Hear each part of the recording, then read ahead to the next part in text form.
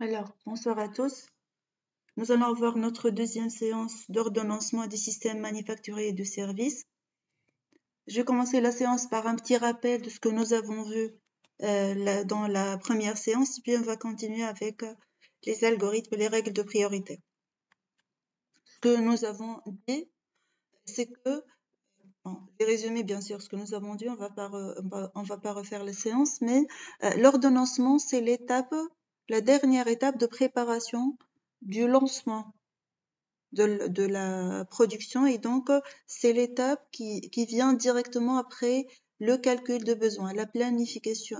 Le calcul de besoin, c'est ce que vous avez fait avec la MRP.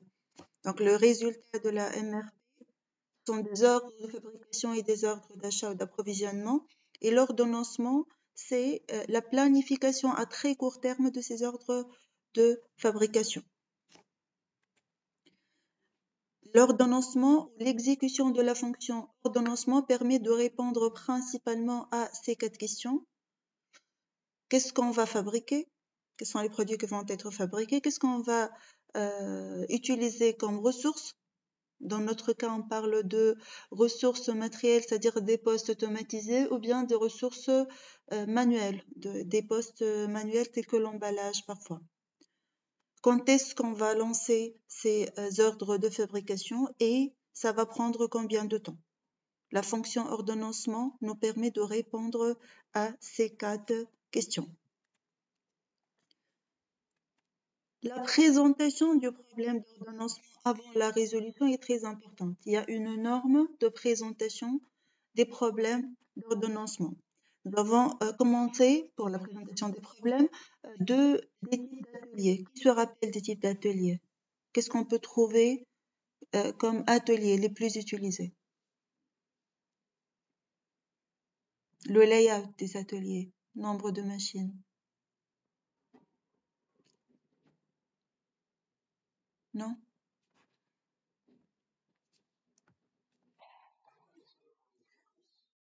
Le layout des ateliers. Lorsque un atelier, on suppose qu'il est formé par exemple par 5 postes de travail. Ces 5 postes de travail, comment peuvent être organisés? L'organisation layout des ateliers. Qu'est-ce que vous connaissez comme organisation d'atelier? Par exemple, tout simplement, je peux avoir une seule machine, par exemple. Bon, c'est pas la même chose. Qu'est-ce qu'on peut trouver comme type de flux, Michel? Flux, il y a le flux poussé et le flux tiré. Oui ou non? Mais ça, c'est le type de production. Mais moi, je parle de l'organisation des postes de travail. Donc, on peut trouver, oui, d'accord. On peut trouver une seule machine. Donc, on parle d'un atelier à machine unique. On peut trouver un atelier à machine parallèle.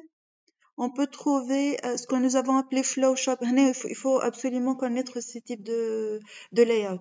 C'est ce qu'on va utiliser pour l'ordonnancement. Donc, on a machine unique, machine parallèle, identique ou similaire, flow shop lorsqu'on a un cheminement unique.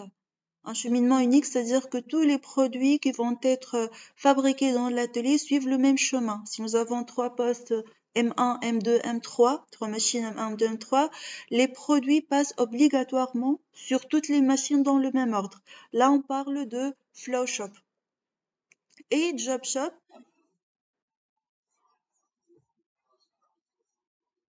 oui, c'était, شفناه la dernière fois, c'est juste un petit rappel. D'accord?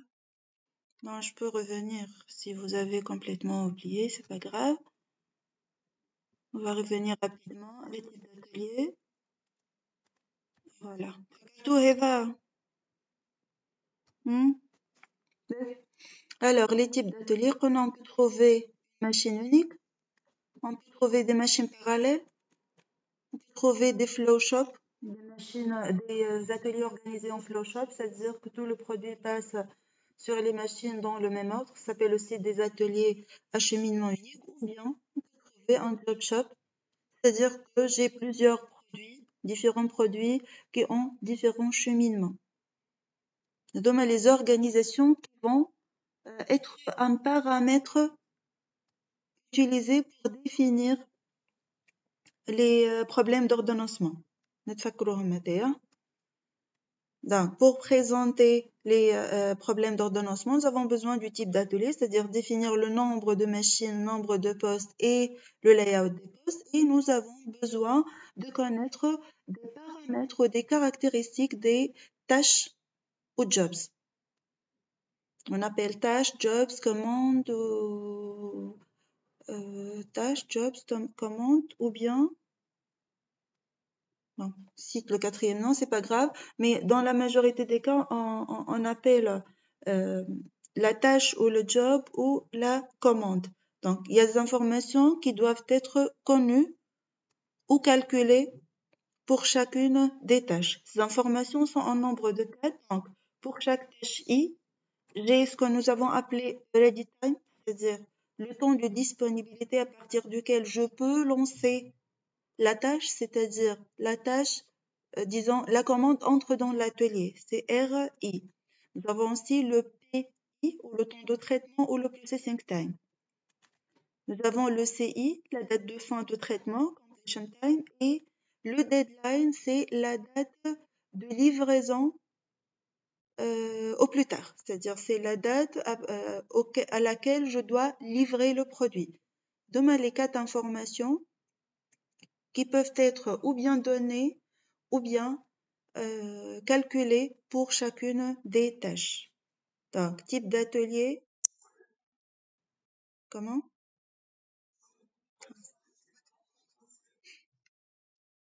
Quel enregistrement? نتاع الميت ما عادش فما enregistrement في الميت.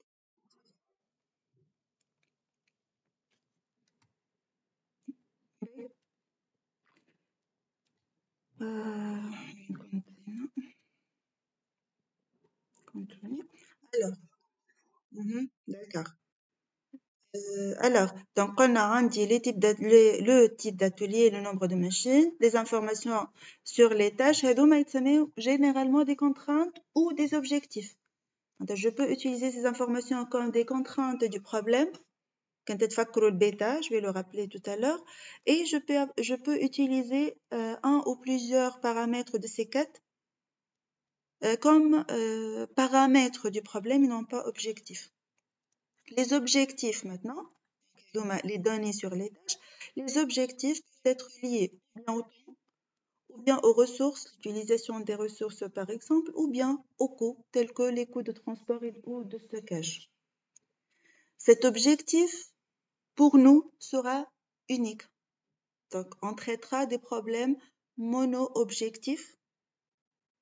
Et donc, ça sera ou bien un problème de minimisation, ou bien un problème de maximisation, puisque l'ordonnancement, c'est une fonction d'optimisation de la production.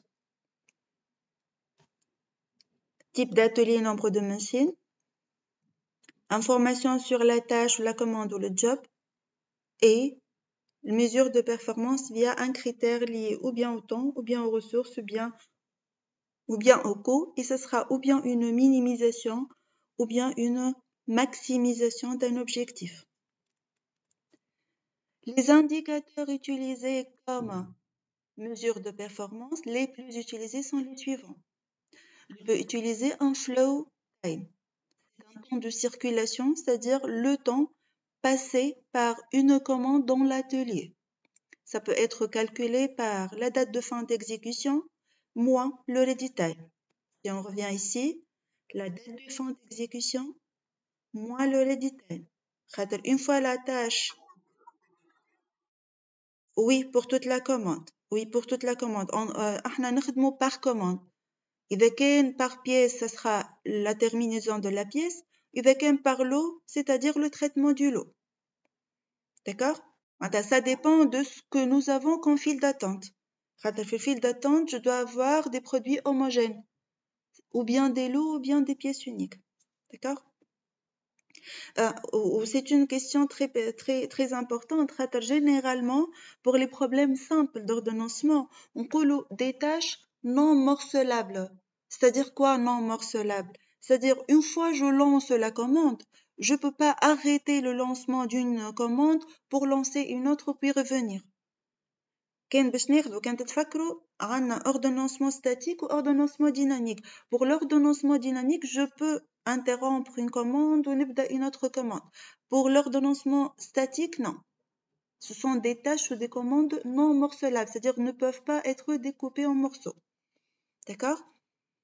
Donc, le flow, le F, le flow time, le temps de circulation, c'est la date de fin de la tâche. Je peux optimiser un flow time maximal.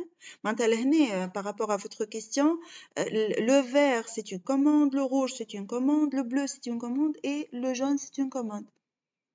Et j'ai un F pour chaque commande qui est calculé par la date de fin de traitement de la tâche jaune, par exemple, et la date d'entrée de la tâche jaune dans l'atelier qui est le ready time. Je peux optimiser le flow time maximal. Je peux optimiser un flow time moyen. Je peux optimiser un flow time pondéré. Et l'optimisation revient à une minimisation parce que je n'ai pas intérêt à avoir un encombrement dans l'atelier. Donc, il est très, très rare, voire impossible d'avoir besoin d'un encombrement d'encours entre les postes dans l'atelier. Donc, le premier indicateur, c'est le flow time, c'est-à-dire le temps de circulation, ou bien une donnée par chronométrage, on peut le calculer par chronométrage par exemple, ou bien calculer à partir de la date de fin de traitement moins la date de début d'exécution éventuelle, c'est-à-dire le ready time, ce que nous avons appelé ready time. Cet ensemble d'indicateurs est lié au retard, lightness ou la tardiness. Donc, je peux optimiser ou minimiser un retard algébrique qui peut être négatif ou positif, la date de fin moins le deadline. Je peux terminer le traitement après ou avant le deadline. Je peux optimiser les retards, c'est-à-dire si je n'ai pas de retard, je vais avoir un 0 jour de retard par exemple, sinon le nombre de jours de retard. Je peux aussi minimiser le earliness, c'est-à-dire le nombre d'unités de temps, jour ou heure, qui précède la date de livraison. C'est-à-dire, je termine la commande avant la date de livraison. Et ça va engendrer des coûts de stockage et c'est pour ça qu'on cherche à minimiser même les earliness, c'est-à-dire produire à temps, ni à l'avance ni en retard. L'indicateur qu'on a le plus utilisé, c'est ce que nous avons appelé MaxSpan ou Cmax. C'est le temps de circulation maximal si vous voulez, et c'est la date de fin d'exécution de la dernière tâche critique, c'est pas la tâche critique, de la dernière tâche de toute la commande. Et c'est le critère le plus utilisé pour les algorithmes que nous allons voir. La présentation maintenant d'un problème d'ordonnancement, c'est normalisé par la forme alpha, bêta, gamma. Alpha pour le nombre de machines ou de postes et le type d'atelier. F6 pour un atelier formé par 6 machines en flowshop, cheminement unique. 1 pour une machine unique. Si j'ai 2 machines parallèles, je le note P2. Gamma, c'est pour l'objectif, c'est pour illustrer ou pour écrire le critère à optimiser, tel que par exemple le MaxSpan, le temps de circulation et le nombre de tâches en retard. Bonsoir.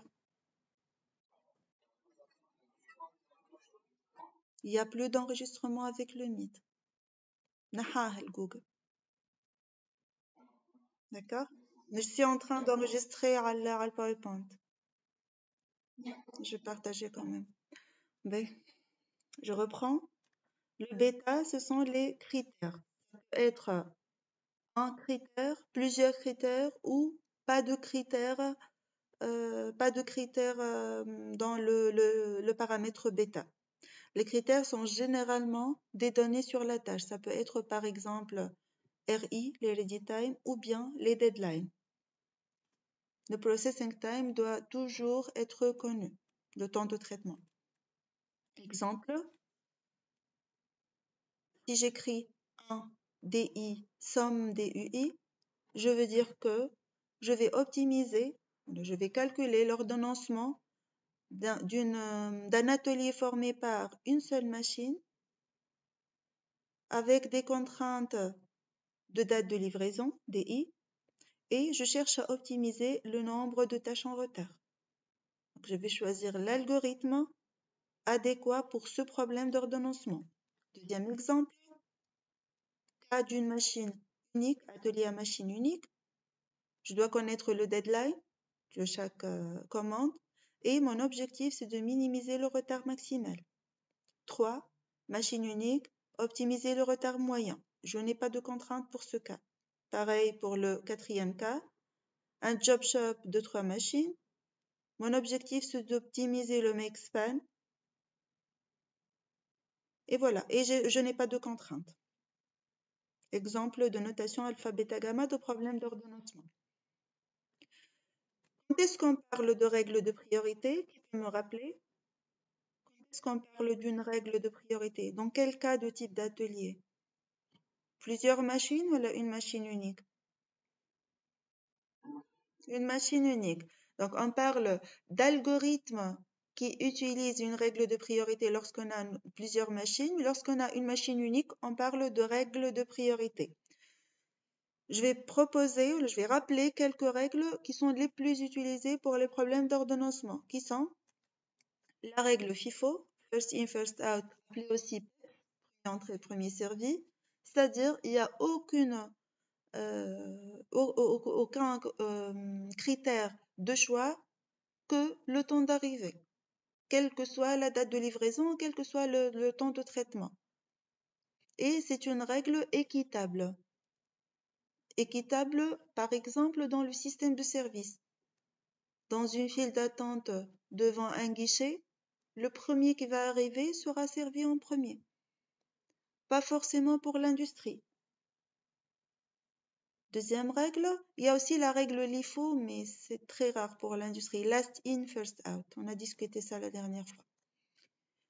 Je peux adopter la règle du temps opératoire le plus long, c'est-à-dire voilà, le longest process time. C'est LPT ou TOL. C'est-à-dire je vais lancer en premier les tâches ou les commandes qui ont le temps opératoire le plus long. Inversement, je peux lancer en premier temps les tâches ou les commandes qui ont le temps opératoire le plus court, le SPT, Shortest Process Time. Vous allez voir que le TOC, c'est la meilleure règle pour optimiser la majorité des critères. Ça a été démontré que le TOC, le temps opératoire, commencer par l'exécution des commandes qui ont le temps opératoire le plus court, ça optimise la majorité des critères.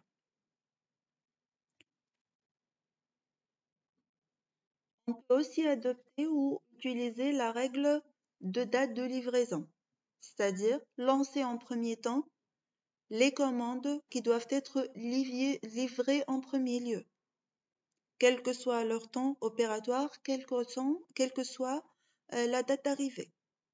Ça s'appelle aussi EDD. C'est à connaître. EDD, c'est le deadline ou le earliest delivery date, c'est-à-dire les commandes qui ont la date de livraison la plus proche, quel que soit le temps opératoire. C'est généralement utilisé cette règle-là lorsqu'on veut optimiser un nombre de retards ou un retard moyen, c'est-à-dire un critère d'optimisation lié au retard. Ici, logique. Ça prend en considération la livraison. Il y a un autre critère qui considère en même temps la date de livraison et le temps qui sépare le moment actuel de la date de livraison. C'est ce que nous appelons SLAC, c'est-à-dire la marge ou le délai. La date de livraison promise moins la durée. C'est-à-dire ça prend en considération la date de livraison, mais aussi le processing time. Un autre critère lié à la date de livraison qui est plus réaliste, c'est ce qu'on appelle le ratio critique. Et on va on va utiliser un exemple pour l'illustration de ce ratio critique. comment on calcule le ratio critique? On considère non pas la date promise uniquement, non pas la date promise et la durée uniquement, mais la durée qui sépare la date de livraison de la date actuelle. Et on doit considérer aussi le temps opératoire. Donc, pour le ratio critique, j'ai 3 paramètres. Je dois connaître la date actuelle, c'est-à-dire la date de lancement de la commande. Je dois connaître la date de livraison, date promise. Et je dois connaître le processing time ou la durée d'exécution. Les critères اللي شفناهم قبل الكلهم se font en une seule itération. Alors que si on veut utiliser le ratio critique, vous allez voir que c'est un algorithme à plusieurs itérations. Vous allez mieux comprendre ça avec l'exemple. Donc, ce sont des critères qui sont définis, qui sont standards. Les entreprises peuvent aussi définir leurs propres critères. Par exemple, on peut définir, certaines entreprises définissent le temps moyen dans le système et définissent une équation pour calculer ce critère-là. Le nombre moyen dans le système, les retards moyens, un retard moyen, et le nombre de commandes en retard. Pour les exemples que nous allons voir, nous allons illustrer ces méthodes-là en utilisant ces 4 critères. كنا نجمو نختاروا n'importe quel critère. Donc, on va utiliser certaines règles de priorité et évaluer ces règles de priorité par les critères de performance. كنا نجمو نختاروا Cmax ou la temps de circulation, mais nous avons choisi ces 4 critères-là. Donc, ce que nous allons faire, nous allons considérer un problème d'ordonnancement à une seule machine et on va appliquer 4 règles de priorité, évaluer chaque règle de priorité par ces 4 critères de performance. Pour résumer donc, avant l'exemple, un problème d'ordonnancement consiste à avoir une file d'attente de commandes qu'on appelle généralement jobs, en note JI. Je dois connaître des informations sur ces commandes-là, processing time, temps de traitement, deadline, date de livraison, completion time, date de fin de traitement, ready time, temps à partir duquel je peux lancer la commande. J'ai aussi un atelier qui peut être une machine unique ou à plusieurs machines. Flow shop si j'ai un cheminement unique. Job shop si j'ai des cheminements différents selon le produit. Ou bien des machines parallèles. Ce sont les layouts les plus utilisés. Donc, une file d'attente de commande, un atelier avec un nombre de machines, un layout bien déterminé, et je cherche à optimiser un objectif. Des retards, un type de retard, moyen, maximal, etc. Ou le critère le plus utilisé, c'est le Cmax ou le Maxpan, qui est la date de fin de circulation, la date de fin de la dernière tâche exécutée. On va appliquer une règle de priorité et ou un algorithme pour trouver une séquence de passage devant les postes. Un problème d'ordonnancement doit obligatoirement, si on veut utiliser la norme, être présenté sous forme de alpha, bêta, gamma.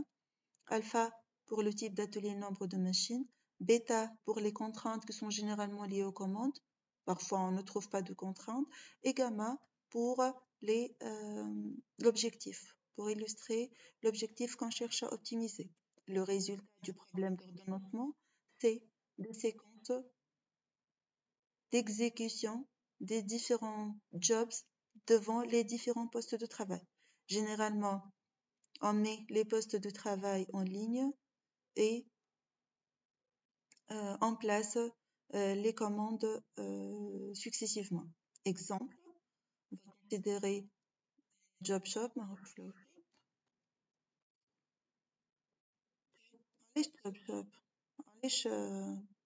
je dois changer job shop. Donc, on a fait l'alpha. Lorsqu'on parle du job shop, on note J. Lorsqu'on parle du flow shop, on note F. C'est normalisé, on peut pas changer ça.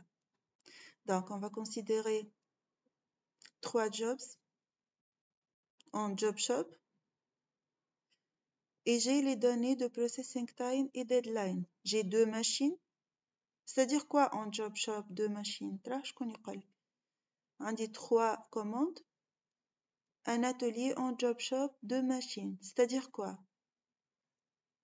شنو الفرق بين فلو شوب اللي كاين وجوب شوب تاو ترى؟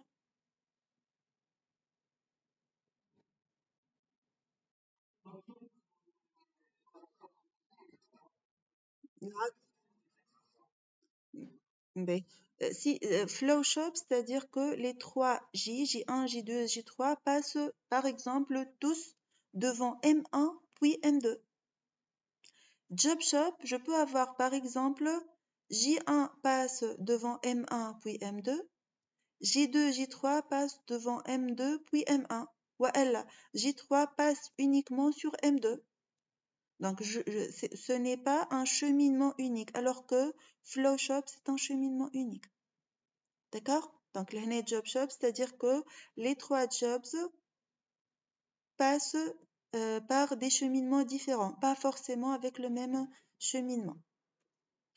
On va supposer, modifier le flow petit, on va supposer que nous allons optimiser le make span. Donc, on va utiliser un algorithme, on va le voir بعد. On va voir quel algorithme on va utiliser et on va voir ce cheminement.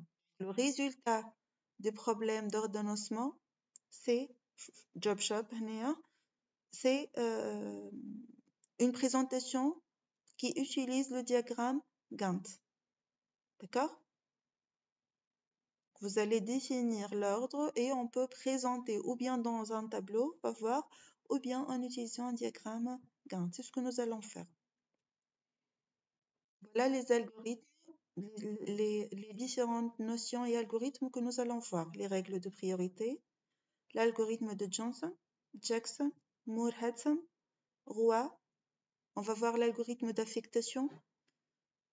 On va voir si on va voir ça, l'ordonnancement cyclique des travaux. C'est appliqué principalement au système de service. L'ordonnancement des travaux selon le temps de mise en route. Et on va finir le module par une application sur un logiciel qui s'appelle le KIN. On va commencer par les règles de priorité, c'est-à-dire lorsque nous avons un atelier où j'ai une seule machine. Les règles de priorité sont utilisées dans les algorithmes, mais lorsque nous avons une seule machine, c'est uniquement les règles de priorité qui sont utilisées, sans avoir recours à un autre algorithme. D'accord? Et on va illustrer ces quelques règles de priorité par cet exemple-là. On va considérer 6 documents à traiter. Chaque document, je vous pose les questions et vous répondez s'il vous plaît. La dernière fois, Tina a la réponse, mais ça ne sert à rien. Donc essayez de suivre et de répondre. Alors, donc on dit 6 documents. Et donc les informations pour chaque document. Pour chaque document, j'ai le temps nécessaire pour le traitement en jour. Et j'ai la date promise, c'est-à-dire la date de livraison exigée par le client. Pour le document D, par exemple, ça nécessite 10 jours de traitement et ça doit être livré au 17e jour si je prends le jour 0 comme date de début de traitement. Notre objectif, c'est de traiter tous les documents, c'est-à-dire ce sont les files d'attente et l'objectif sera optimisé lorsque tous les documents seront traités. La question posée, dans quel ordre on traitera les commandes si on applique les règles de priorité? First in, first out, temps opératoire le plus court, deadline et ratio critique. C'est-à-dire quoi? Qu'est-ce qui change lorsque je change la règle de priorité? Par quel document commencer?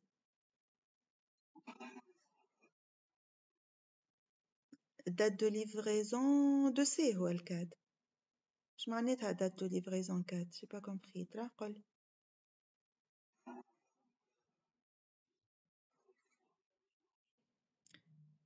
مش أول commande باش تخرج plutôt أول document sera traité. إذا كان باش ناخذ التاك le premier document qui sera traité sera le document A عاد خاطر هاكا عندي 2 لهنا ريتها. أنت قلت لي بالدات دو ليفريزون أي بالدات دو ليفريزون معناتها مش اللي يهمني مش الكات هي بون هو الكريتير دو تري أما جو في كومونسي بار لو دوكيمون سي وي سي سا معناتها كان باش نبدا سي جو في ابليكي نعم كيفاش tac temps opératoire le plus court c'est-à-dire trier les documents selon le temps opératoire le plus court تو نخدموهم بالوحده بالوحده d'accord donc les règles de priorité, c'est-à-dire vont définir par quel document on va commencer, tout simplement. باش ناخذوا règle par règle, كل règle de priorité تستخدم وحدها bien sûr.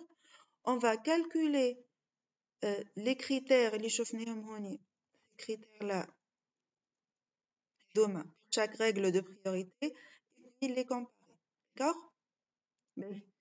نبداو بالrègle premier entrée, premier service. C'est-à-dire quoi? On va نبداو بالA puis B puis C puis D. Donc on va considérer les documents tels que reçus.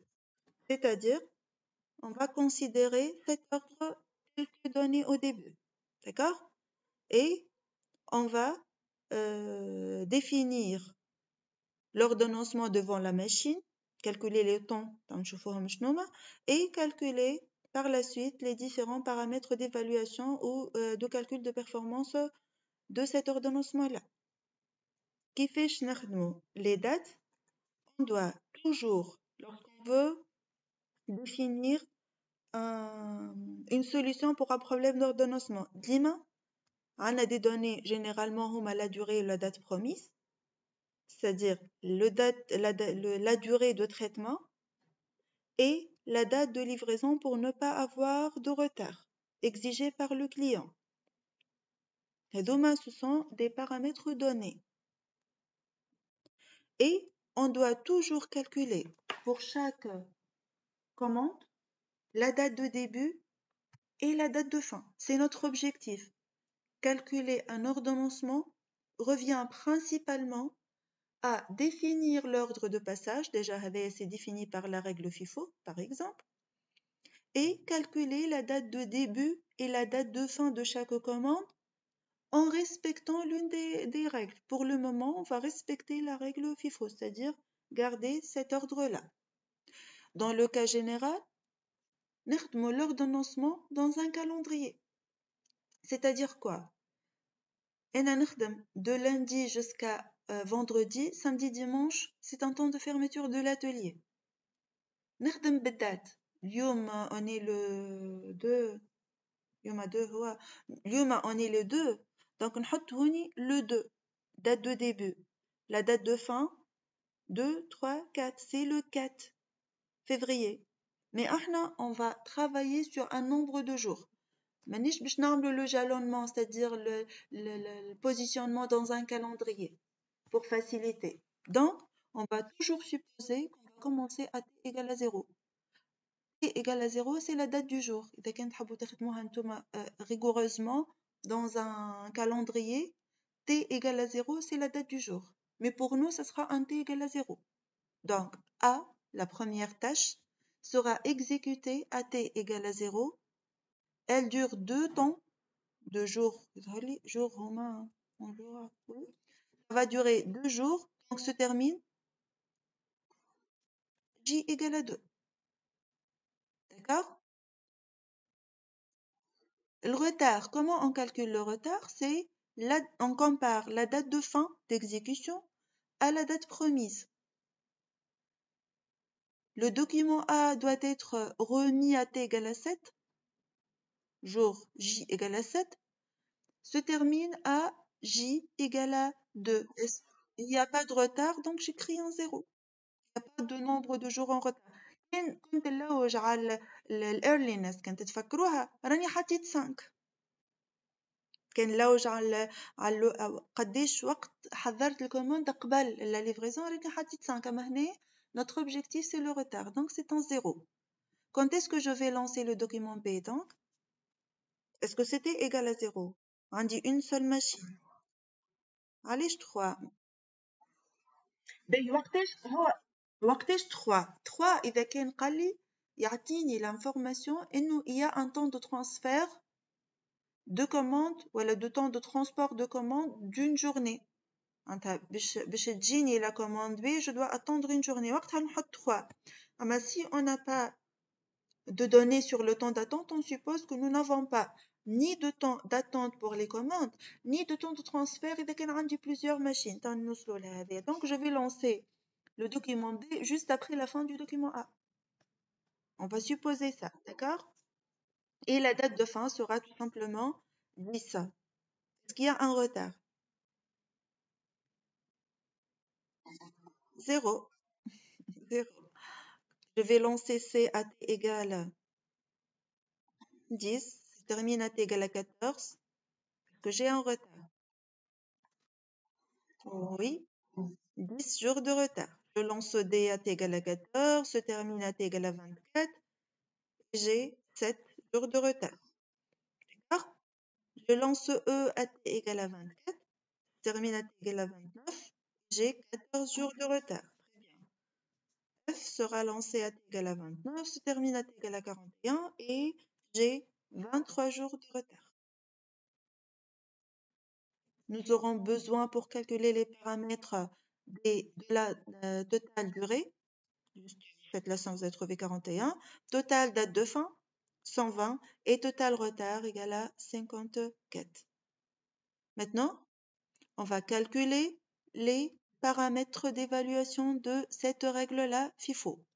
Le temps moyen dans le système, c'est le total des dates de fin divisé par le nombre de commandes. Donc, ce sera 120 divisé par 6. Oui ou non? Et on trouvera 20 jours. Pour le deuxième critère, total fin divisé par la durée totale du travail. Ce sera 120 divisé par 41. Trouver 2,93 pour le retard moyen. 54.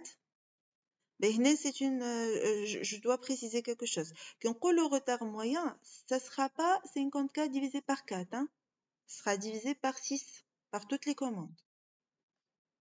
D'accord? Il faut faire attention. Le retard moyen se calcule, on considère même les dates qui ne sont pas en retard, bien sûr.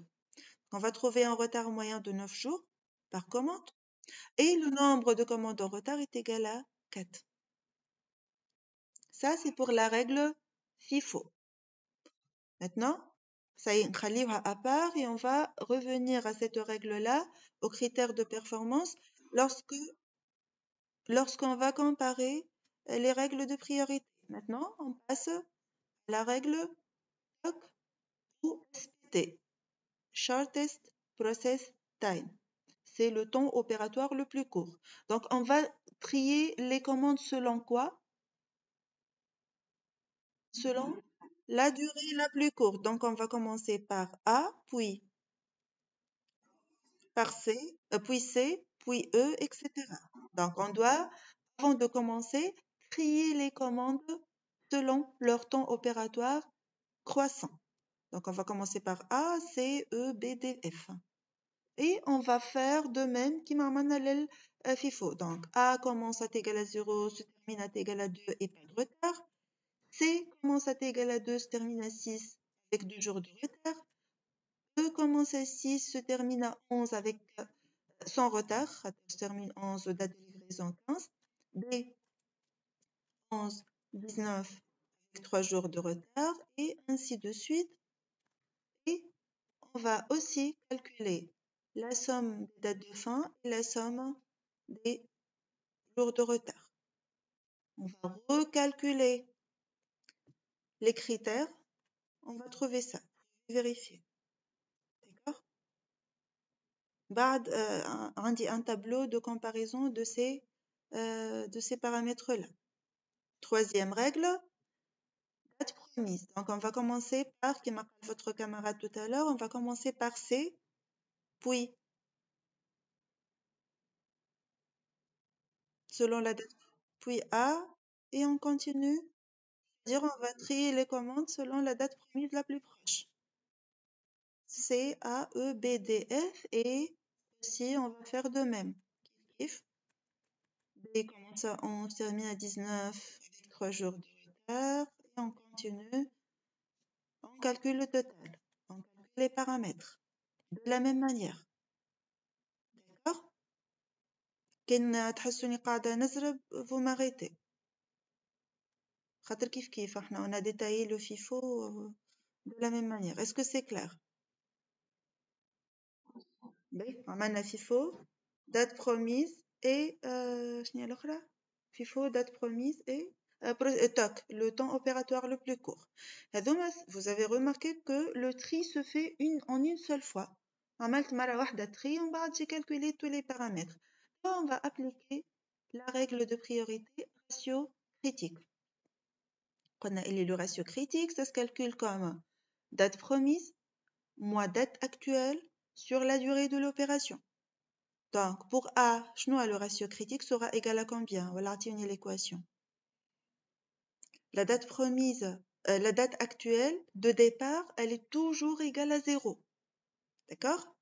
La date promise de départ, la date actuelle, pardon, de départ, elle est toujours égale à 0. Donc, le ratio critique de A sera égal à combien? Oui, égal à 7, date promise, moins 0 divisé par 2. Pour B, pour la même date actuelle, bien sûr. 16 moins 0, on a la date promise. Pour chaque itération, on a fait la première itération. Pour chaque itération, on a une seule date actuelle. Pour la première itération, ça sera égal à 0. Donc, ça sera 16 moins 0 sur 8. C'est 4 moins 0 sur 4. D, voilà.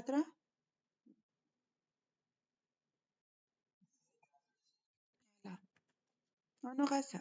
Donc, la première étape, le ratio critique, c'est bon?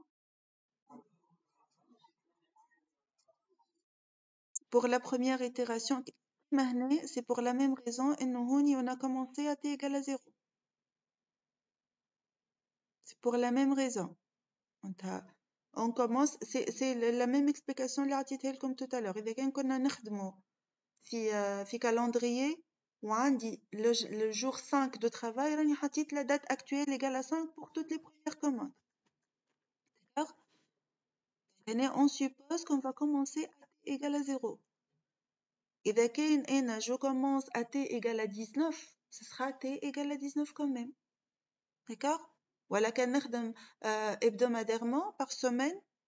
اليوم احنا 4 le troisième jour اليوم وبديت نخدم اليوم, ça sera le troisième jour de la semaine, donc ça sera moins 3 partout. D'accord? احنا on suppose ديما on commence à t égale à 0.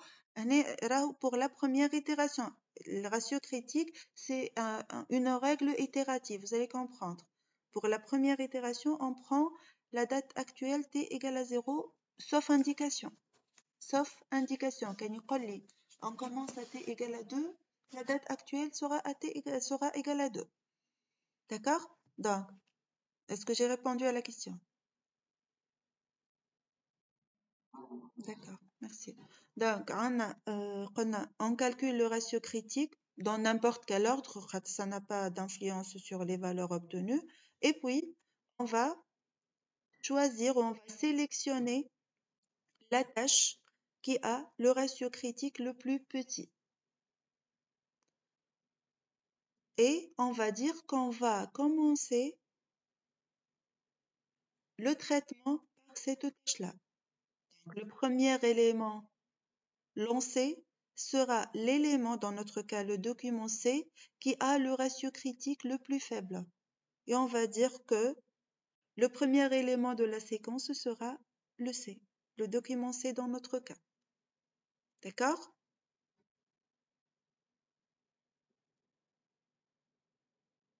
Donc, on calcule le ratio critique en considérant une date actuelle de départ égale à 0 sauf indication. On sélectionne la tâche Dans le cas général, dans notre cas, le document qui a le ratio critique le plus faible, on coule eni, je vais commencer par ce ratio, par ce document. Donc, la date de fin de traitement de ce document-là va être la nouvelle date actuelle de la deuxième itération. D'accord? La date de fin de traitement du premier document sélectionné, qui a le ratio critique le plus petit, sera la date actuelle de la nouvelle itération. Donc, on va exécuter de nouveau le même calcul du ratio critique.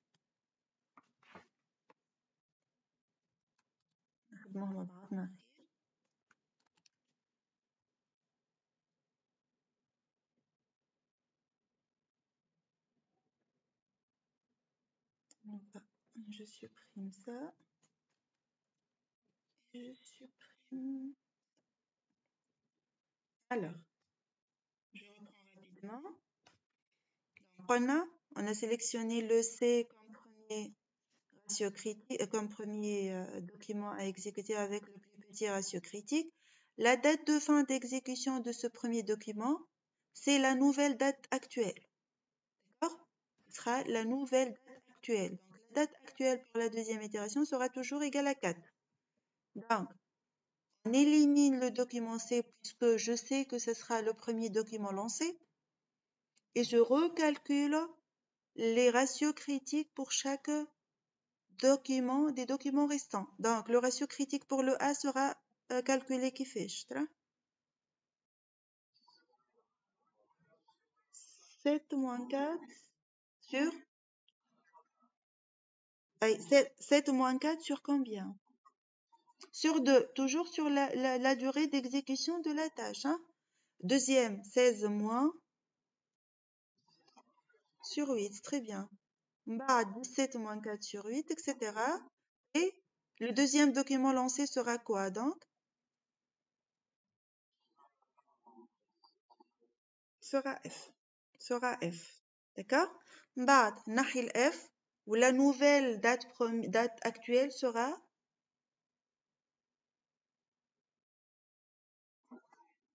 sera 12. علاش 18 sera ما سمعتكش عاود لي ظهر لي صحيح كيفاش نلقاوها عطيني كيفاش نحسبوها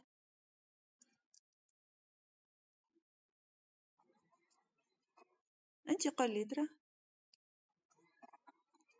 très bien ce sera 4 اللي هي la date actuelle plus la durée de traitement 12 donc ce sera 12 plus 4 علاش خدينا 4 احنا هون خاطر سي لا خاطر زوز 4 هونيك علاش غلطت اوكي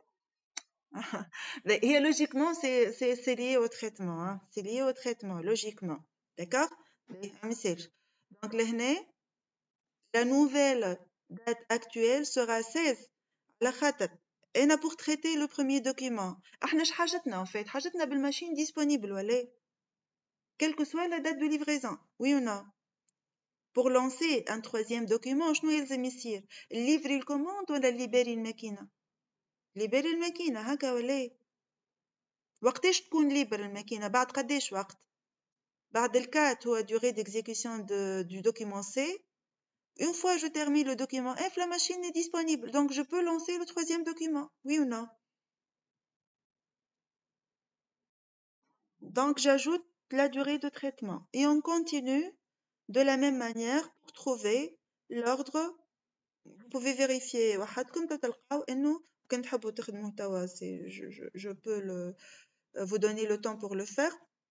Donc, je vais lancer le C, le F, le A, le E, le B et le D. On va recalculer les mêmes paramètres, c'est-à-dire les dates de début, de fin de chaque document, et recalculer les critères d'évaluation de performance de la définition de l'ordonnancement selon la règle de priorité du ratio critique. D'accord? Le ratio critique, vous voyez la différence entre les trois premières règles et le ratio critique? C'est itératif. بشوية نطلع les documents à traiter en premier. D'accord? Oui. Tawa, si je vous demande, quelle est la meilleure règle de priorité pour ce problème-là? On a un tableau qui résume. وقتاش أحسن règle هي اللي تعطي أقل retard. وقت اللي أنا l'objectif نتاعي c'est la minimisation de retard. D'accord? Mais إذا كان voilà, donc ça dépend de l'objectif. هذاك علاش قلنا إنه un un problème d'ordonnancement doit avoir un objectif. D'accord? Doit avoir un objectif. Donc là, si on veut comparer les méthodes, on va comparer les 4 méthodes pour un même critère, pour un même indicateur. إذا كان ناخذ l'exemple de votre camarade le retard, déjà on dit 2 retards هنا هوني. Je peux considérer le retard moyen ou le nombre de documents en retard.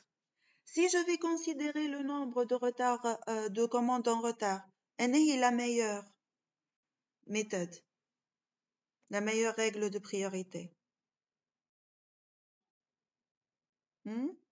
Si mon objectif c'est de minimiser, c'est la date promise.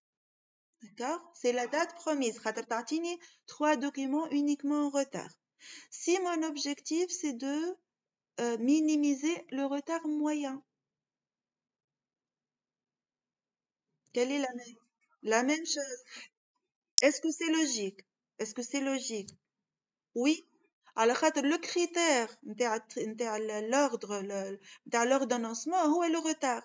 Donc أنا ننسى le processing time وننسى date d'arrivée ننسى كل شيء et je focalise mon intérêt sur le retard. Donc obligatoirement je vais minimiser ce retard là.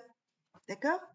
Mais si mon objectif c'est le temps moyen dans le système,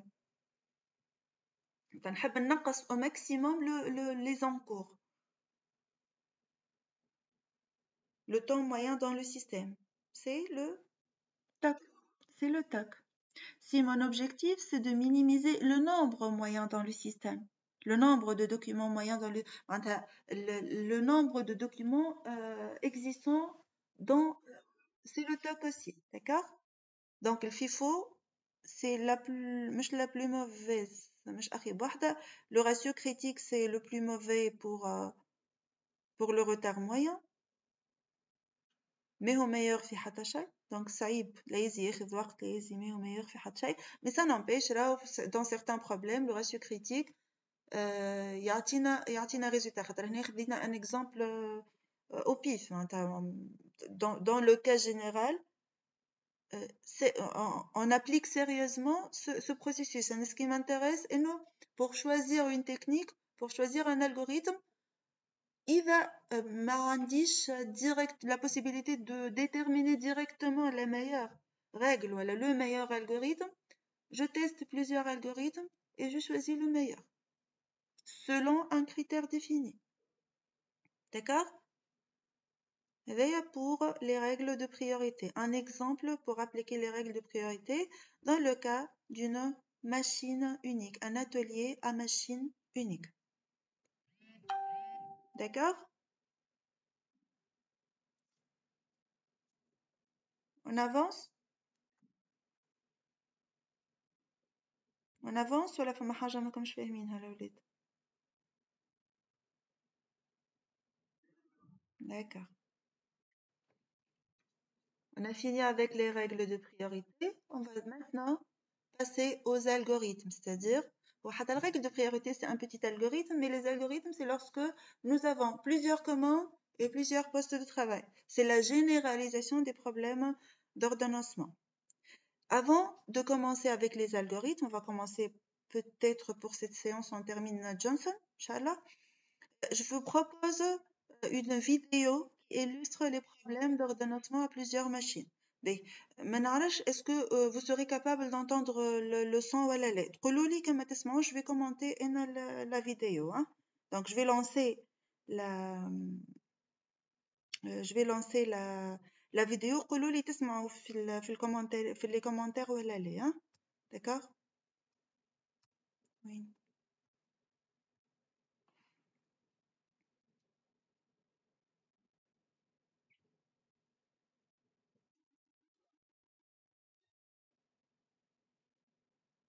Non? Je veux faire.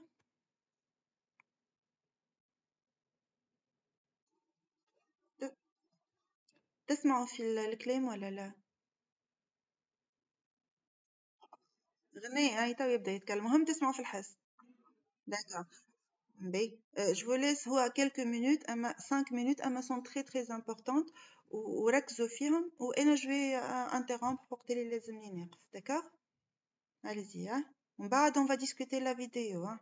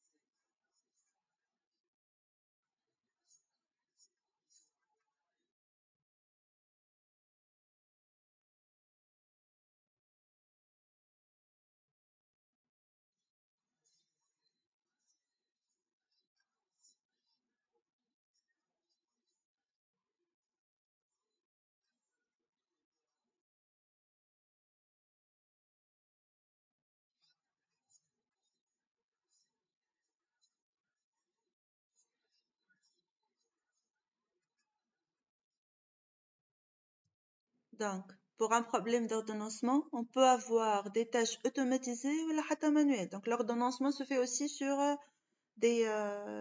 pour des postes manuels.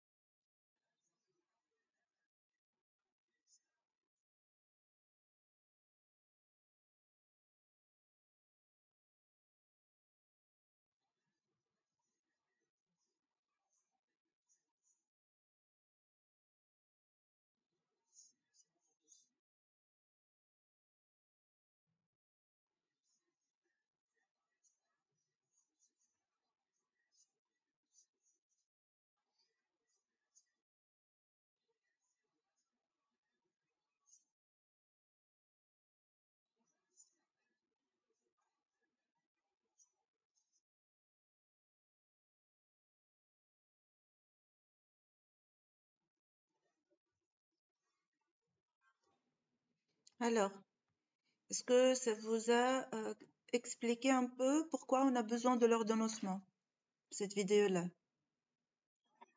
Donc, je vais partager avec vous cette vidéo et ça explique que c'est أول حاجة إنه كما قلت لكم إنه l'ordonnancement ça permet d'optimiser les ressources. Ces ressources peuvent être ou bien des ressources, c'est-à-dire des machines ou des postes automatisés ou des postes manuels. Il y a différentes contraintes pour l'optimisation. Ça peut être par exemple des regroupements technologiques, minimisation de temps de changement de série. Parfois, on n'a pas de ressources nécessaires pour une tâche bien déterminée, donc on privilège une autre.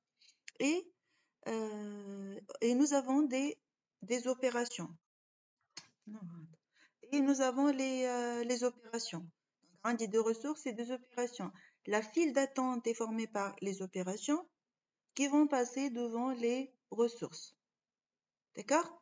Et dans le cas général, notamment lorsque vous allez travailler sur des logiciels. Oh, il a mentionné, la vidéo a mentionné un logiciel dans un site. On va travailler sur un autre qui est le Kin.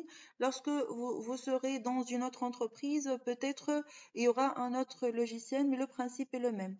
Ce qui m'intéresse, ce qui nous intéresse dans ce cours, et nous, on arrive à comprendre comment le logiciel d'ordonnancement fonctionne. Lorsque vous utilisez un logiciel d'ordonnancement, qu'est-ce qui se passe derrière? Ce qui est intéressant. Mais réellement, bien sûr, comment choisir la méthode et tout, c'est intéressant, mais réellement, vous n'allez pas simuler à la main, vous n'allez pas exécuter les algorithmes à la main lorsque vous serez dans vos entreprises. D'accord?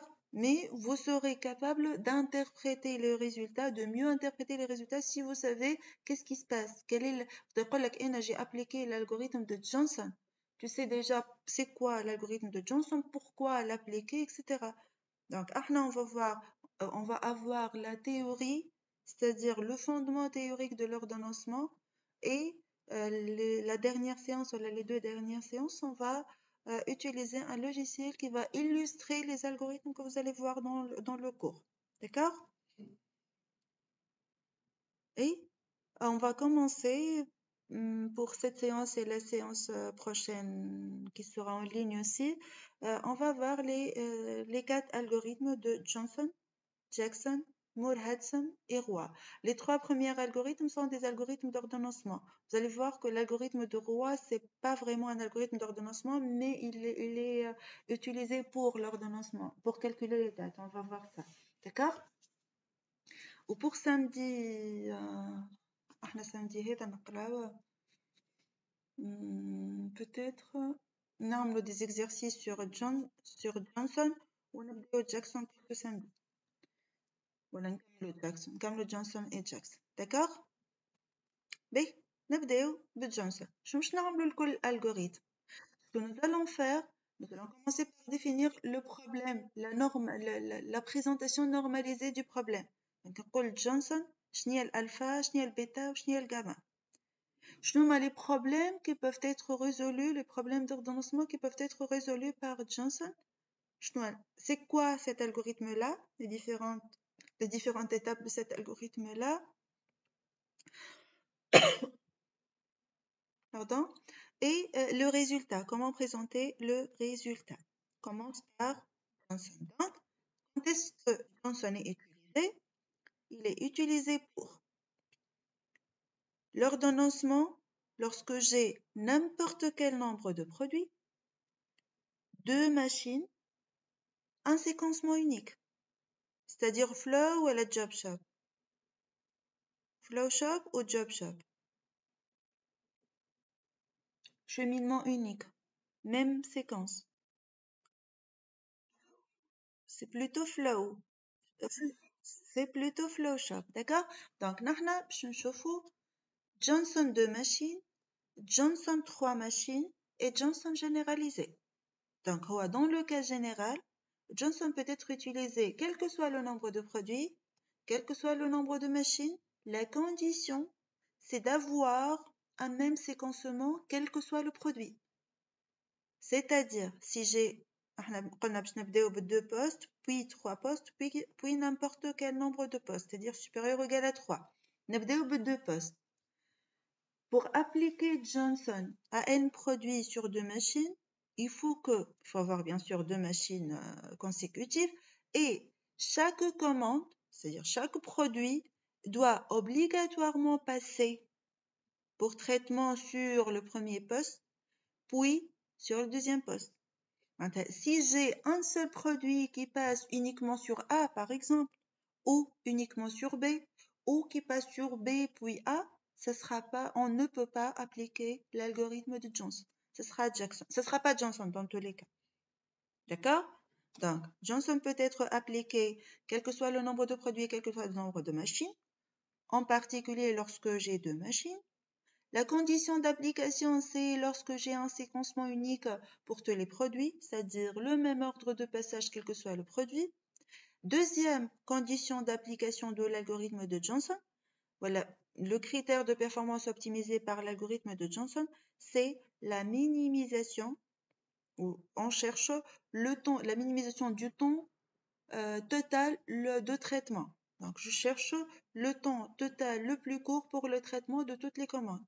سميناه احنا هذا le temps de traitement minimal de toutes les commandes.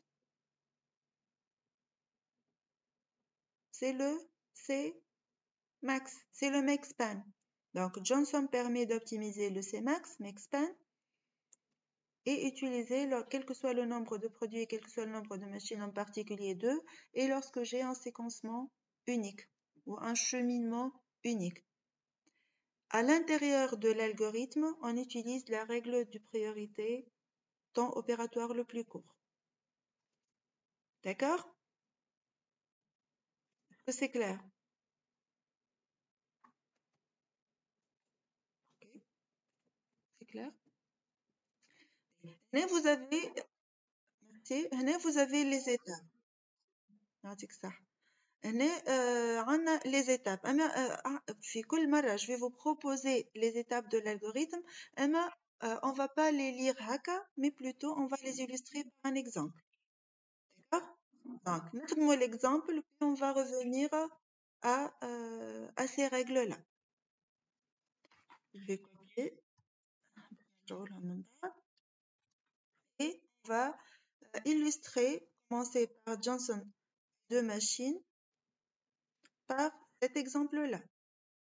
Considérez une entreprise manufacturière qui produit des pièces qui nécessitent 2 opérations, le sablage et la perforation. Ces opérations doivent être effectuées obligatoirement dans le même ordre, c'est-à-dire chaque commande doit passer par l'étape de sablage puis l'étape de perforation. Donc, je respecte la règle de cheminement unique.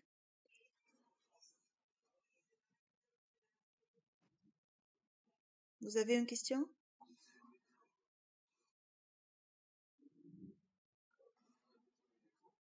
D'accord. B. Donc, on a on dit 5 commandes qui passent. Chaque commande passe par l'étape de sablage. On va l'appeler machine 1. Puis l'étape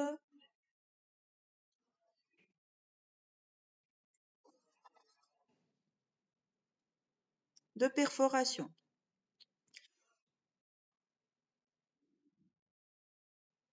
La compagnie... fermez vos micros, s'il vous plaît. La compagnie reçoit 5 commandes, comme vous le voyez dans ce tableau-là.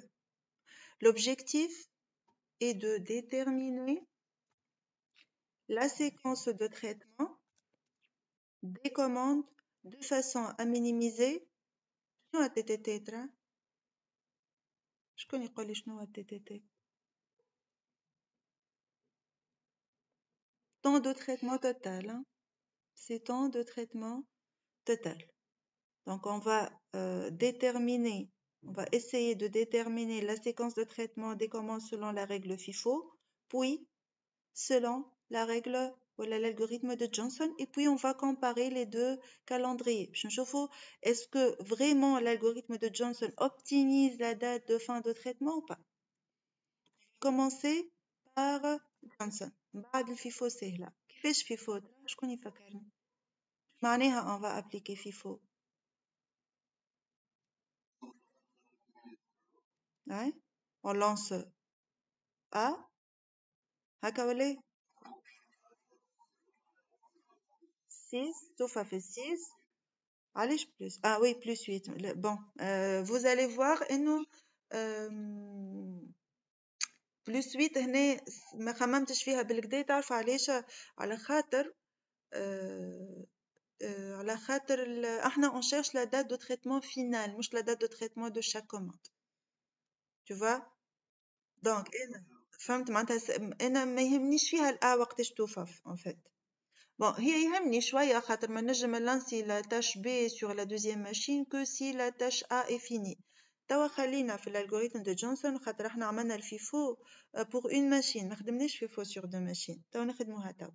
نبداو جو Johnson. انا Johnson deux machines ما تعرفوهش هذا donc suivez s'il vous plaît. Johnson شنو يقول لي ناخذ هذوما هما les données هونيا c'est la même chose juste j'ai repris les données soit l'ordre لا ثم un ordre FIFO لا temps opératoire لا حتى شيء. Donc maintenant on va déterminer une séquence de traitement. D'accord? Johnson شنو يقول لي كيبدا عندي deux machines. Johnson a deux machines. Cheminement unique. Objectif c'est la minimisation du temps de traitement total. On commence par sélectionner la durée la plus courte, le temps opératoire le plus court de toute cette matrice-là. Dans notre cas, c'est plutôt c'est le plus court. Ah, le temps opératoire le plus court sur l'une des machines. ما نعملش السم خاطر هما ce sera deux étapes. Donc أنا هو c'est 3 هي ça reste le C. أما مش على خاطر la somme est minimale mais plutôt parce que le 3 c'est le temps opératoire le plus court. D'accord? Donc je sélectionne le temps opératoire le plus court sans rien faire tel que donné. Et je vérifie. احنا قلنا toutes les commandes passent sur M1 puis M2. هكا ولا je vérifie أنا est-ce que ce temps opératoire هذايا le plus court من الماتريس الكل est-ce qu'il est exécuté est-ce que c'est un temps d'exécution sur la machine 2 ou sur la machine 1? C'est sur la machine 2. Donc je vais oui, donc je vais placer la tâche C à la fin de la séquence. D'accord? لا المينيموم تاع التابلو الكل. Je sélectionne. Je sélectionne. Oui. Donc on sélectionne le.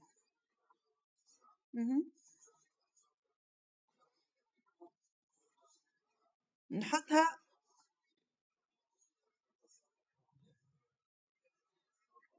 نحطوها هوني كان جات 3 sur la machine 1 نحطوها لهنا. D'accord? B. Donc نكمل l'algorithme pour cet exemple là. 3 ça appartient sur la deuxième c'est un temps de traitement sur la deuxième machine donc je place maintenant la tâche C sera la tâche exécutée en dernier temps. آخر tâche exécutée. J'élimine cette tâche là puisqu'elle est placée déjà. ونختار le temps opératoire le plus court من اللي قاعدين. شنو هو le temps opératoire le plus court من اللي قاعدوا؟ 5. C'est la machine 1. Donc وين باش نحطها ال à votre avis? Ici. Bien. D'accord? J'élimine la tâche E. هاي شنو نعمل من بعد؟ ال A. باهي ال A وال B. هنا ال A وال B. Est-ce qu'il y a un problème avec A et B? Voilà. لهنا خاطر les deux 6 واحدة sur la machine 1, واحدة sur la machine 2. Donc, le A va être placé après le E ou le B plutôt, ou le B avant le C. Donc, quand تنجم تكون un problème, مش un problème, on pose la question, إذا كان جاو les deux 6 هنا, شنو نعملوا وقتها, à votre avis? On place aléatoirement. Voilà, on passe aléatoire, on place aléatoirement. D'accord? Donc là, on n'a pas de problème. تبدأ بالA ولا تبدأ بالB, c'est la même chose. Donc, on place le A après le E et le B avant le C. Adli D.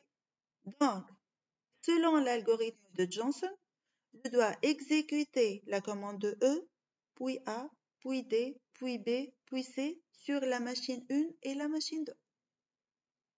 D'accord? Est-ce que c'est clair?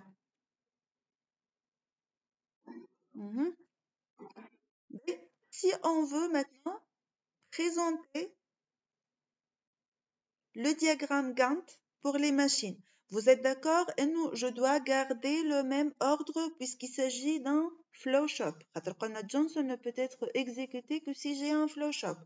Donc là, حطينا كل tâche عندها هذايا le séquence E A D B C, hein? E A D B C. D'accord?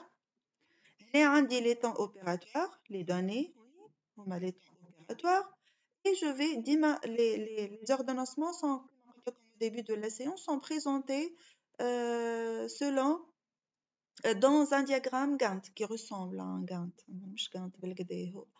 D'accord? Donc, Charman, j'ai la machine 1 où j'ai placé les tâches selon leur temps opératoire. Donc, je lance en premier temps le E. Quelle date de fin d'exécution de E? T égale à 5. La durée sur M1, c'est 5.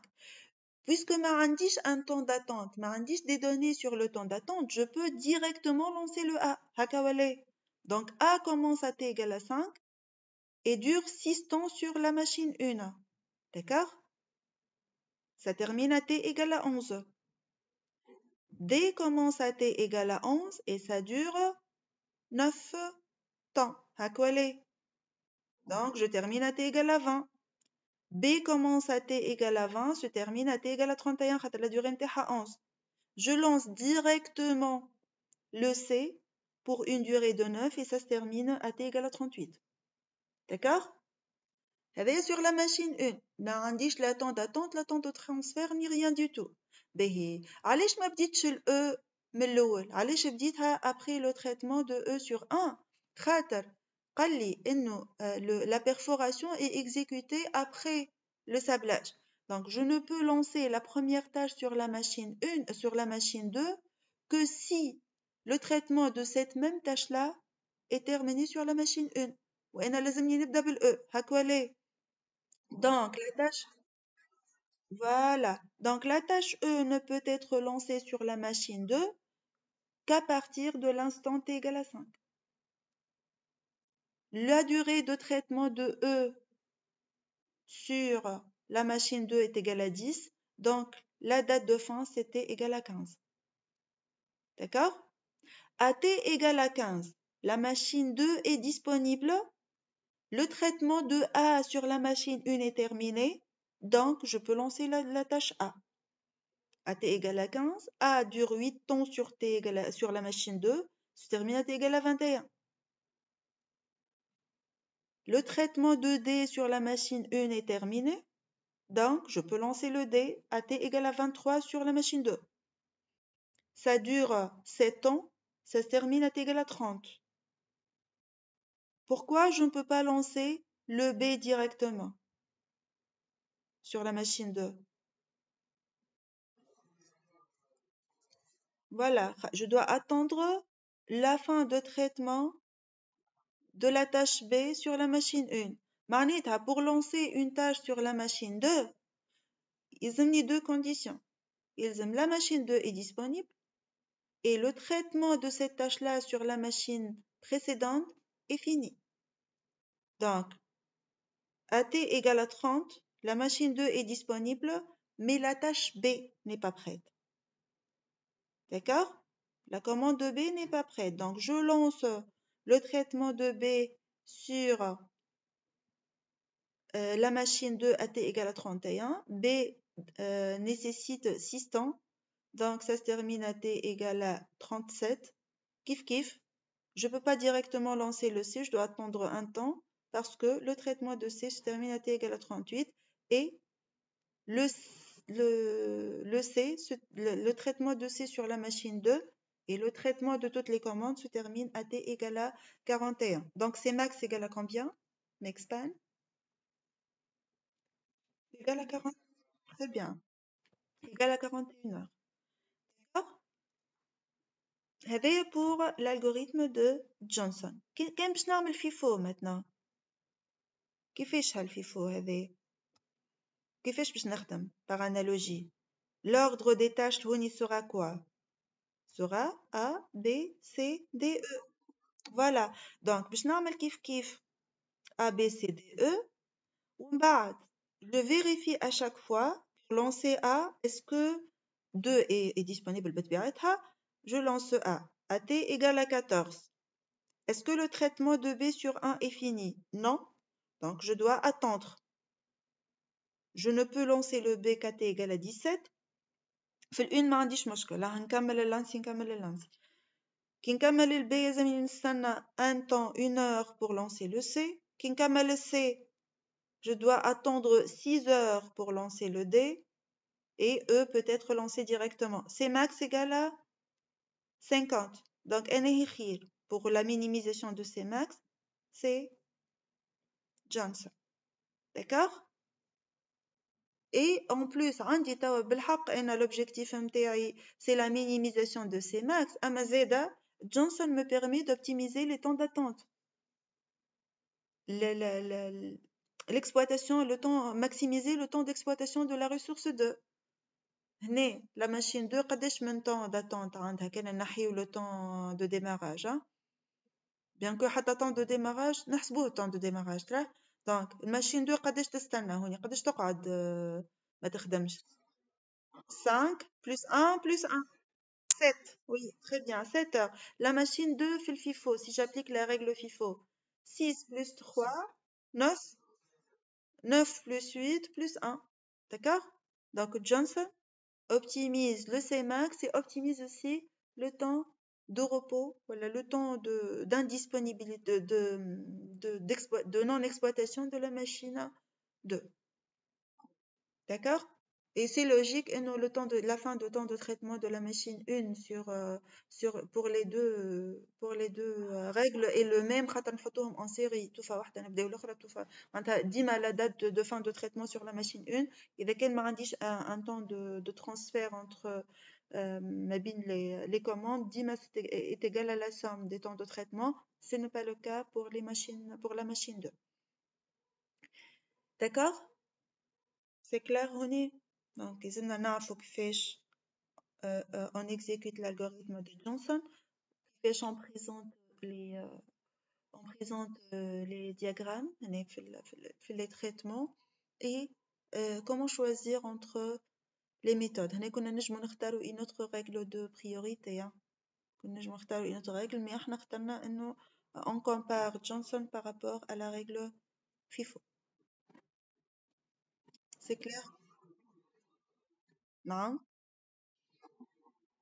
أنا هما إلا في جونسون وجاكسون وهذوكما وي بيان سور شوفهم الكل اليوم نكملوا جونسون وجمعة ونهار السبت نبداو جاكسون إن شاء الله d'accord باهي نكملوا جونسون عملنا جونسون دو ماشين اسكو سي كلير بور جونسون دو ماشين on passe à جونسون 3 ماشين هذه حكينا نتيت أنا عاملة أنيماسيون مي سي با غراف جونسون 3 ماشين maintenant نرجعوا قلنا الالغوريثم عاد نقراوه توا قبل جونسون 3 ماشين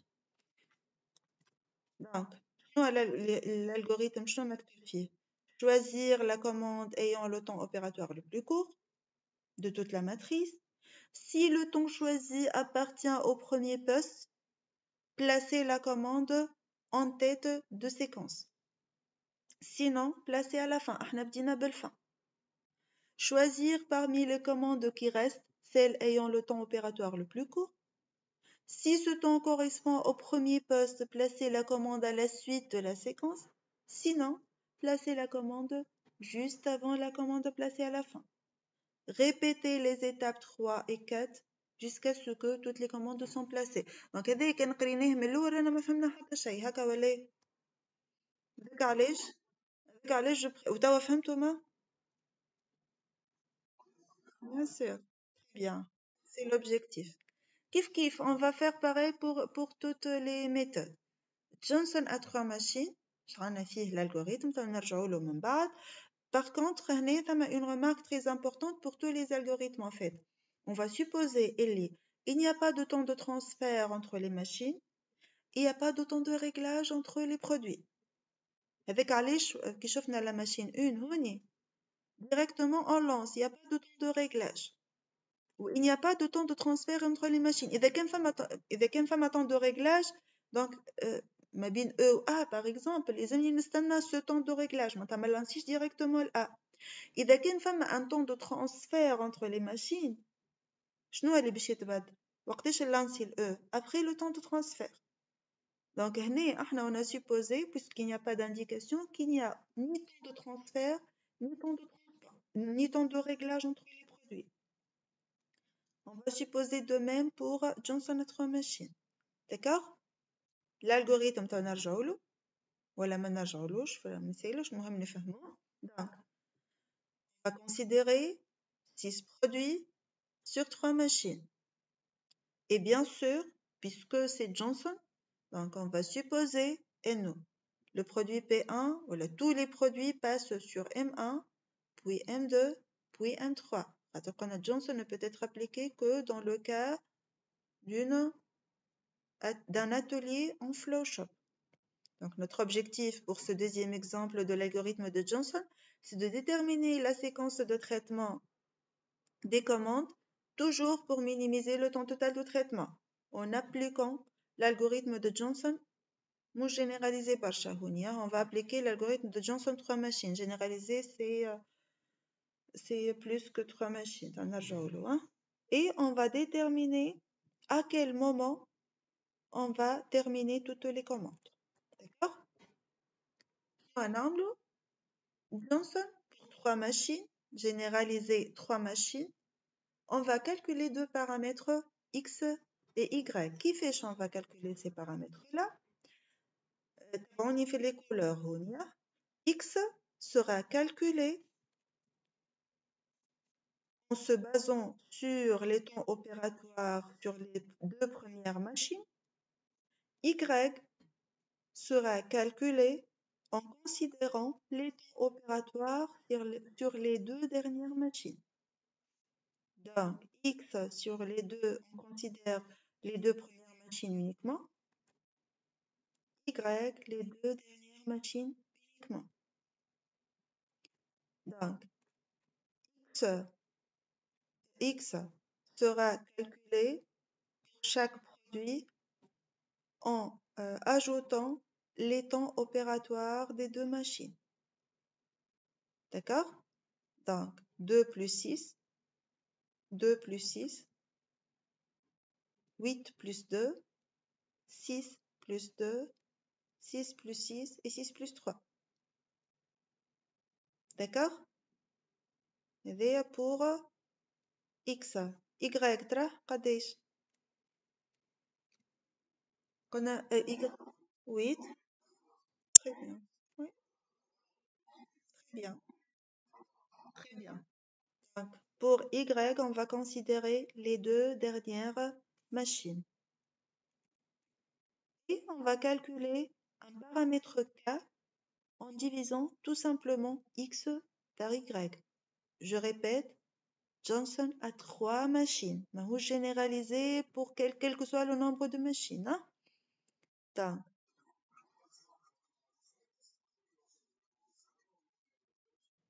merde, j'ai lancé l'enregistrement sur PowerPoint. Vous êtes qui جيت؟ ما عادش فما enregistrement على الميت. نحاول.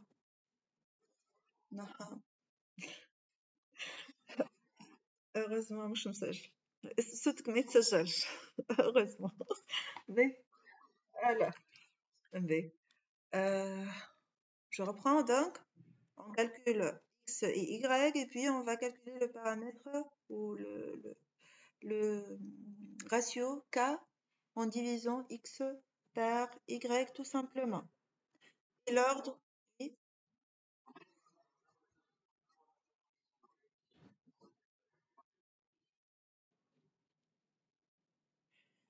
x se calcule en ajoutant les temps opératoires pour chaque produit des deux premières machines, y en ajoutant les deux temps opératoires des deux dernières machines. Donc ici, par exemple, le 8, c'est 2 plus 6. Le 9, c'est 6 plus 3. Y, 8, c'est 6 plus 2. 10, ici, par exemple, c'est 8 plus 2. On calcule le cas 8 sur 8, 2 sur 8, etc. Et on va définir la séquence en commençant par le cas le plus petit. Donc, on va lancer P2, puis P4, puis P1, P3, P5 et P6. Voilà, si on veut présenter la séquence. C'est toujours dans le même ordre. Vert, puis jaune, puis bleu, rouge, mauve et moutarde. D'accord? C'est max égale à combien?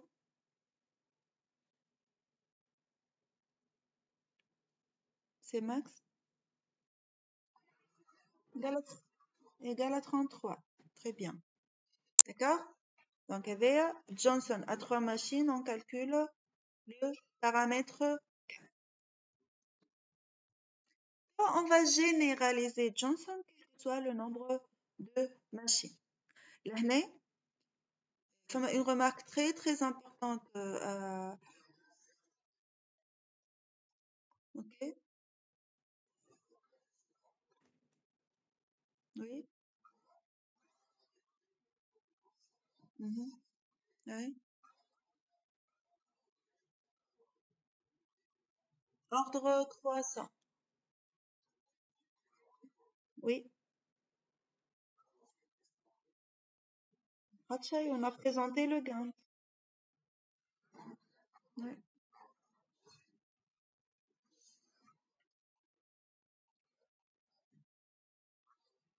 Mhm.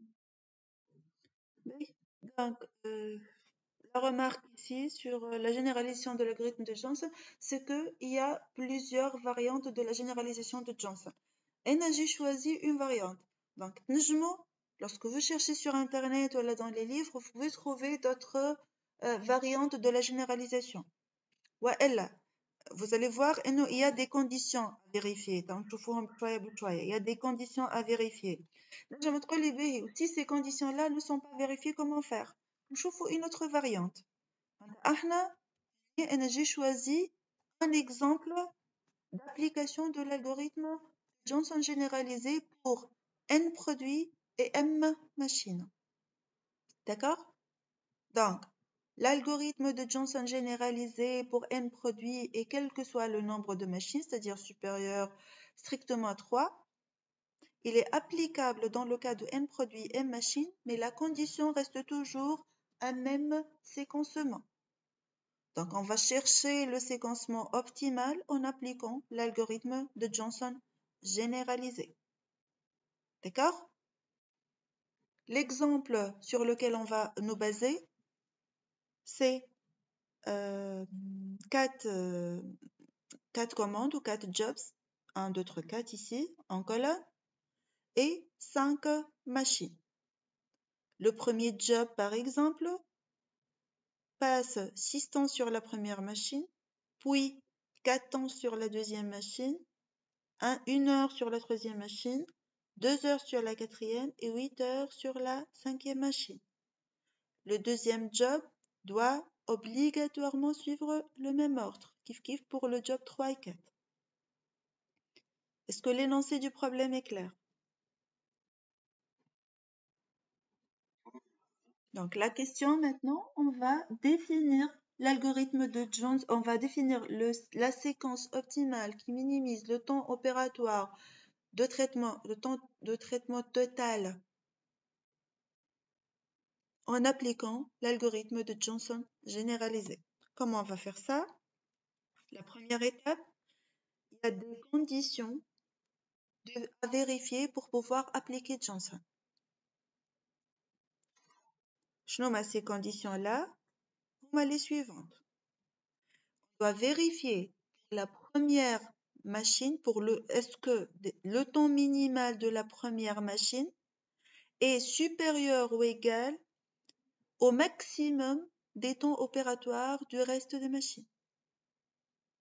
Le temps minimal de la première machine, est-ce qu'il est supérieur ou égal? Le temps minimal de la première machine. 4. Le temps maximal du reste des machines. 5.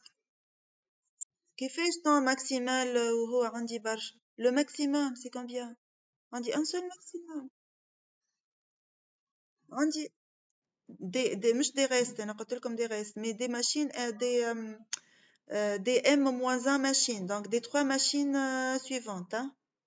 des m- c'est 5 donc عندي un seul maximum اللي قال لي عندنا 9 عندنا 8 عندنا 7 حتى كان supposons اللي احنا خذينا les 5 machines ce sera le 9 hein?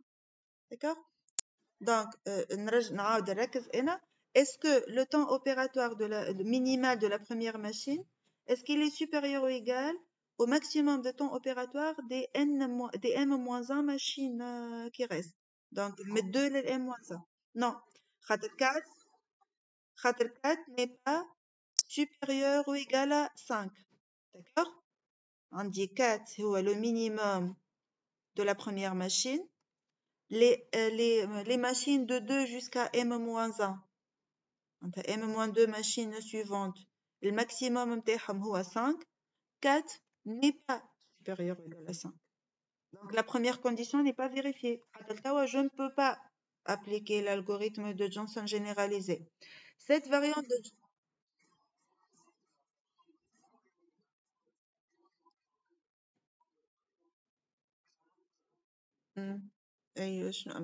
qu'est-ce qui est contradictoire là? Le max des temps opératoires des machines من 2 jusqu'à m-1 et m égale à combien Andy? M égale à combien?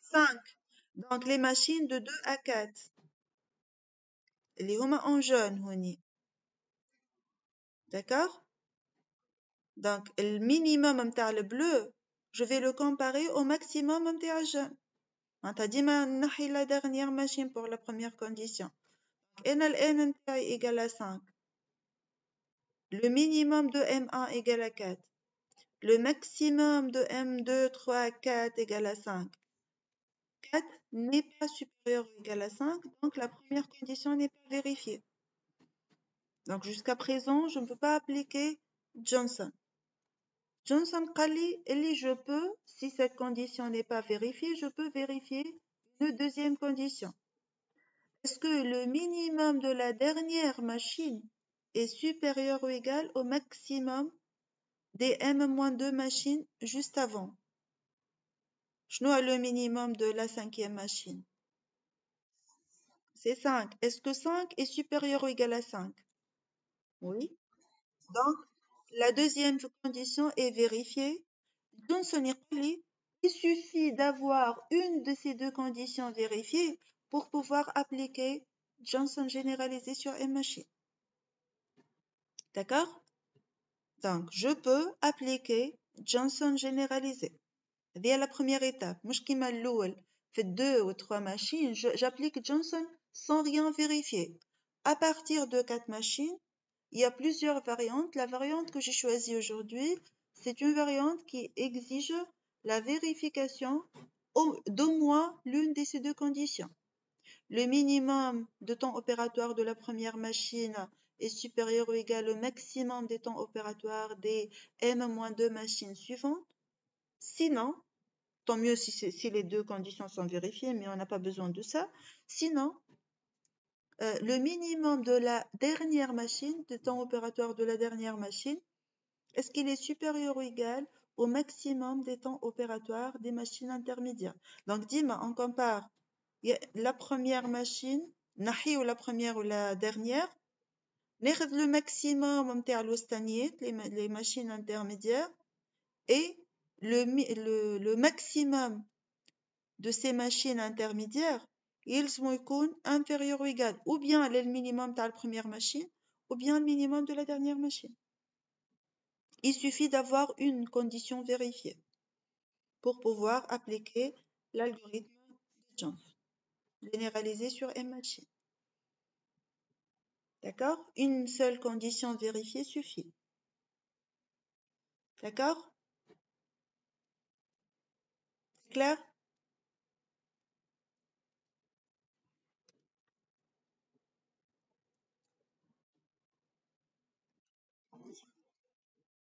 Oui. Là, on va appliquer l'algorithme proprement dit. Comment on va faire? On va définir deux machines virtuelles, comme si je vais définir deux machines virtuelles. معناتها كأنه les quatre jobs هذوما vont être exécutés ما عادش sur 5 machines, mais plutôt sur deux machines virtuelles. Comment on va faire ça? On va considérer la machine X comme le X معناتها comme la somme des quatre temps opératoires des quatre premières machines. باش نحي la dernière machine. Donc je vais avoir, et pour le Y, je considère les quatre, les M-1 dernières machines. Pour X, je considère les M-1 premières machines. Pour Y, je considère les M-1 dernières machines. Donc, قداش باش نلقى pour le premier job? X égale à combien? 13 et Y égale à 15. Deuxième,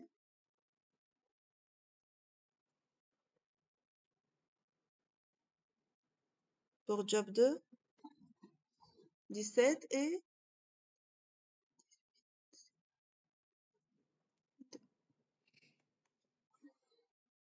voilà. 17, 21, 16, 19 et 12, 10. D'accord? Donc, les jobs seront exécutés sur deux machines virtuelles. L'une des conditions que nous avons discutées et vérifiées. Hein? Bah, à votre avis, qu'est-ce qu'on va faire? Je connais pas. Je connais tout fait comment on va faire. احنا شنو شفنا Johnson pour combien de machines? Pour 2 et 3. هذوما الكا وقتاش نعملها وقت اللي يبدا عندي 3 ماشين هنا عندي 2. Donc j'applique Johnson à 2 machines. شكون يابليكي لي Johnson à 2 machines يعطينا كيفاش نخدمو ترى؟ باش نبداو هاي نعمل إنشاء ونبداو. ناخدو التابلو. قداش التابلو قداش فيه من تابلو فيه 4 هكا ولا باهي فيه 4. نبدلو اللون الأحمر هذا ماس. attendez voilà باهي باش نبدا نكمل. انتم قولوا لي نبداو بالديس. ايوا شنو نعمل لها ديس؟ شنو هي الادوات؟ نكتب ديس نكتب جي 4. اي بعد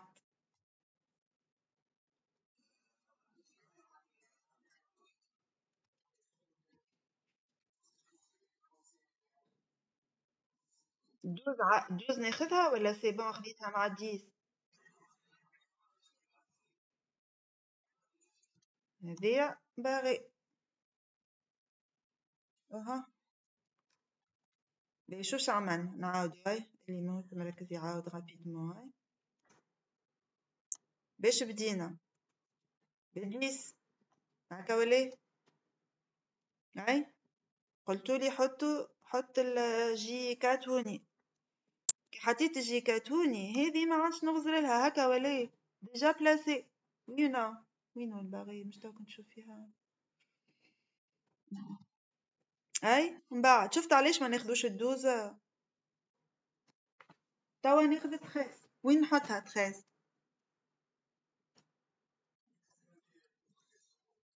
et je barre ici. اي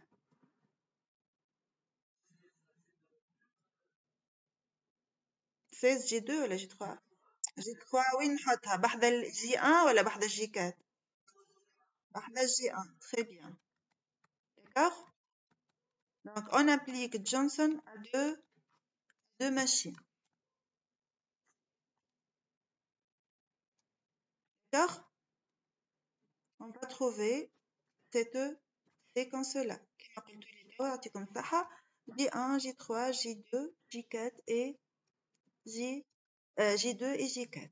D'accord. On peut bien sûr présenter Johnson. On va finir cette séance-là par présenter un tableau de calcul. مش نجمو نعملو Johnson كما شفنا. ما باش نشوفو une dernière chose pour cette séance-là هي la présentation sous forme d'un tableau. Les dates de fin de chaque tâche sur chaque machine. Bien sûr, نرجعو les machines 5 machines. ما نقعدوش نخدمو على 2 machines virtuelles. Virtuelles, c'est juste pour définir le séquencement. D'accord? Donc, on va considérer l'ordre اللي طلعناه من Johnson de machines J1, J3, J2, J4 et on va calculer la date de début, la date de fin de chaque job sur chaque machine. ومن بعد باش نطلعو هوني le Cmax. D'accord? J1 ديما تبدا AT égale à 0. Elle passe 6 temps sur la première machine. On suppose qu'on n'a pas de temps de transfert entre postes. Donc, sera lancée à t égale à 6 sur M2. Elle dure 4 temps, se termine à t égale à 10.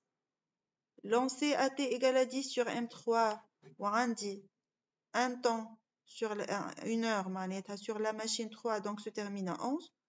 Lancée à t égale à 11 sur la machine 4 dure 2 heures, donc se termine à t égale à 13. Et se termine à t égale à 13 plus 8 égale à 21 sur la machine 5. Est-ce que c'est clair pour la première machine?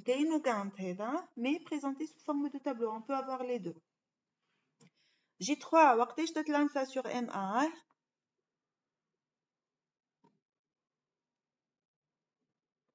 Quand est-ce qu'on lance J3 sur M1?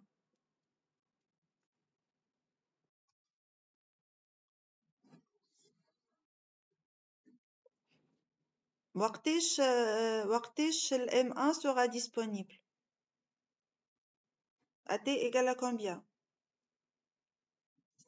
À 6. Donc, وقتها je peux lancer J3. قداش تقعد J3 sur M1? 4. Donc, tout ça à t égale à 10. Est-ce que je peux lancer à t égale à 10? Oui, déjà à t égale à 10, la machine 1 est disponible. Donc, je lance à t égale à 10. وقتاش نكمل؟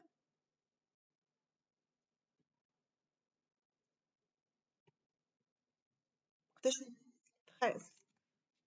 Est-ce que je peux lancer à t égale à... je vais prendre le max entre quoi et quoi? La machine 3 sera disponible à t égale à 11. Et J3 sera prêt à lancer sur la machine 3 à t égale à 13. ناخذ le max ما بيناتهم. 13. Ça va durer 4 ans. Ça termine à t égale à 17. Est-ce que je peux lancer à t égale à 17 ici? Oui. Ça dure combien sur M4? 5. 17 plus 5. 3. Je lance à t égale à 23. Ça dure 7. Ça termine à t égale à 30. D'accord? D'accord?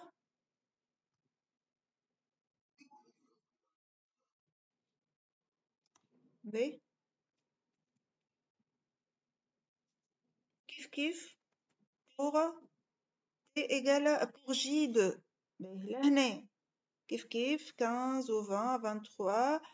Je lance J2 sur la machine 4 à T égale à 23. J2 sur la machine 4, ça dure 4 temps, donc ça se termine à T égale à 27. Comme l'Olia, quand est-ce que je lance? Alors, la machine est disponible à T égale à 10. Pour le même raisonnement. Oui, الماشين عندي une seule machine M1. Donc maintenant je me lance G2 كما le traitement de la tâche la سابقة. Voilà, donc c'est la date de fin. لهنا وقتاش نلانسي G2 sur M5.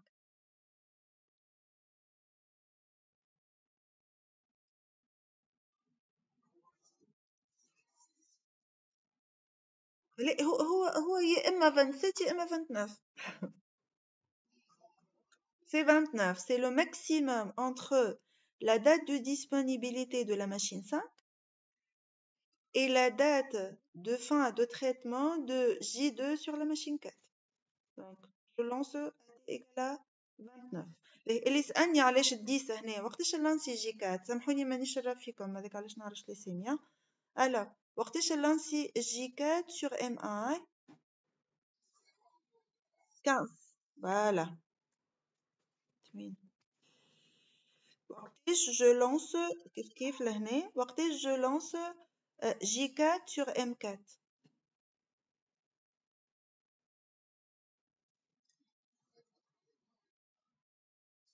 27, très bien.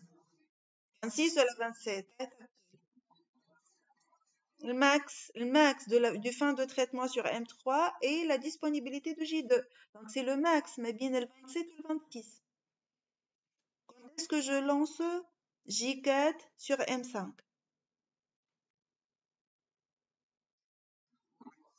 38.